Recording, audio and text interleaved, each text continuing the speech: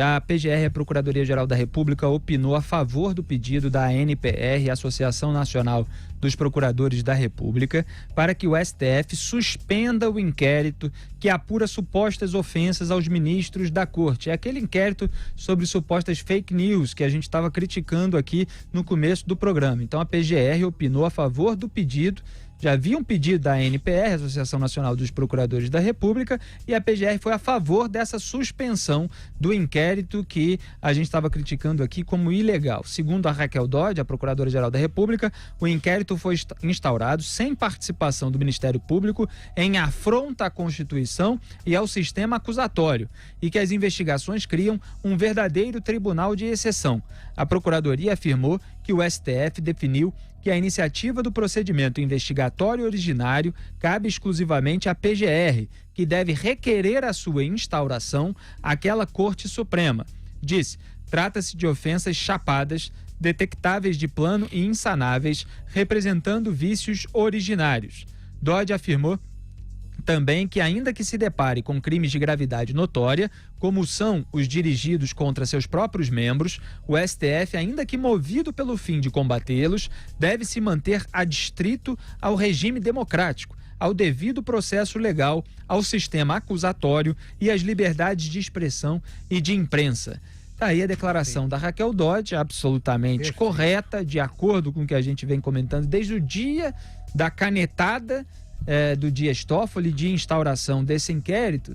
E é isso aí, tem que respeitar a ordem democrática. Então acho que porque é criticado, porque há indícios sobre ministros da sua corte, você pode jogar no lixo a democracia e se instaurar como um ditador e começar a punir as pessoas que o incomodam. Não é assim para nenhum cidadão brasileiro, porque seria para ministro do Supremo Tribunal Federal, Augusto. Exatamente. Por que não se manifesta agora, né, o grande guardião da Constituição de Tatuí, que é o ministro Celso de Mello? Fica indignado. O presidente Jair Bolsonaro disse, olha, errei.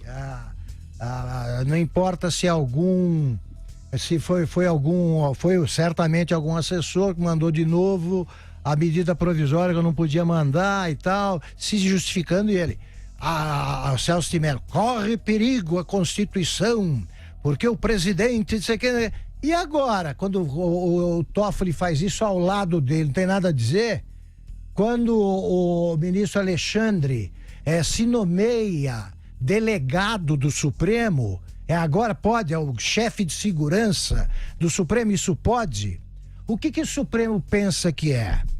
Houve num episódio que ocorreu por volta de 64, 65, não lembro agora, mas foi nos anos 60, o Auro de Moura Andrade, que era presidente do Senado, ficou incomodado com uma medida arbitrária tomada por um general, e ele pronunciou uma frase famosa, assim, japona não é toga, porque naquele momento o Supremo merecia respeito. É hora de se dizer a frase pelo avesso, tá? A toga não é japona do século passado, eles não têm tropas para ocupar o Brasil e garantir a ditadura da toga, não. Do Supremo mandando em tudo. Então, eles que se ajustem aos mandamentos da Constituição que eles deveriam defender, ao invés de agredi-los. Fala, Zé Maria. Olha, Felipe, isso aí é o que o jurista diz, que é a teoria dos frutos da árvore envenenada. É uma metáfora que se usa juridicamente para falar de provas ilícitas e que não podem ser usadas, né? Mas eu, como popular lá de Medina, digo o seguinte: pau que nasce torto nunca se direita. Então, esse é um troço esquisito lá, um inquérito estranho, criado no Supremo, investigado no Supremo, mas e aí? O que fazer com isso?